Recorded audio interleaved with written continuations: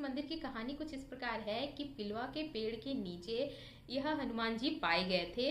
इसलिए इस मंदिर का नाम ही पिलवा के हनुमान जी रखा गया है, जो कि इटावा के मेन शहर से 12 किलोमीटर दूर अंदर रूरा गांव में यह मंदिर पड़ता है।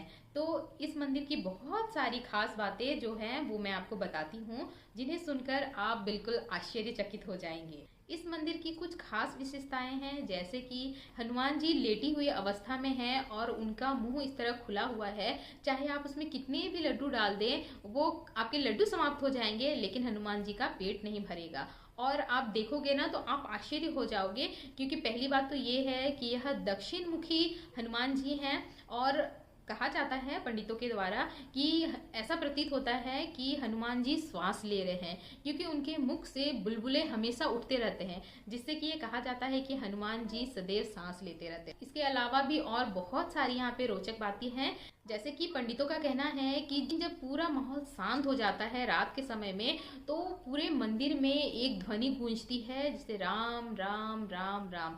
तो पूरे मंदिर में राम राम की ध्वनि गूंजती रहती है। जब आप भीड़ में जाओगे तो आपको सुनाई नहीं देगा, लेकिन पंडित जी कहते हैं कि जब पूरा माहौल शांत हो जाता है तब ये राम नाम का जो धुन है वो लगातार वहाँ गूंजता रहता है।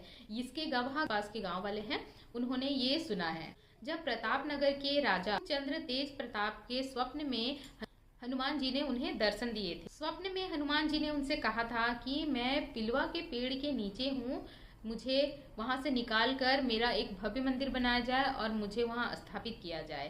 राजा ने ऐसा ही किया। वहां जाकर उन्होंने जब उसकी खुदाई की तब उन्होंने देखा कि लेटी हुई अवस्था में एक हनुमान जी हैं, जिन्हें जितना खोदा जा रहा था वो उतना ही धरती में धंसे हुए मिल रहे थे। तभी राजा के मन में ये लालच आया कि मैं इस हनुमान जी को उठाकर अपने राजमहल में स्थापित करूंगा, परंतु ये हो नहीं सका दोस्तों। जितना अधिक खुदाई करते गए वो धरती के नीचे उतना ही धंसता गया। फिर राजा ने यह निर्णय लिया कि नहीं, भगवान को यहाँ से उठाना बहुत ही गलत होगा। जैसा कि स्वप्न में हनुमान जी ने कहा था कि मेरा मंदिर यहीं स्थापित करना, तो उसी अनुसार राजा ने उसी स्थान पर बहुत ही भव्य मंदिर बनाया है। तो यह एक मनोकामना पूर्ण मंदिर भी है, जहां आप जाके अपनी सारी मनोकामनाएं मांग सकते हैं और भगवान जी उन्हें पूरा भी करते हैं।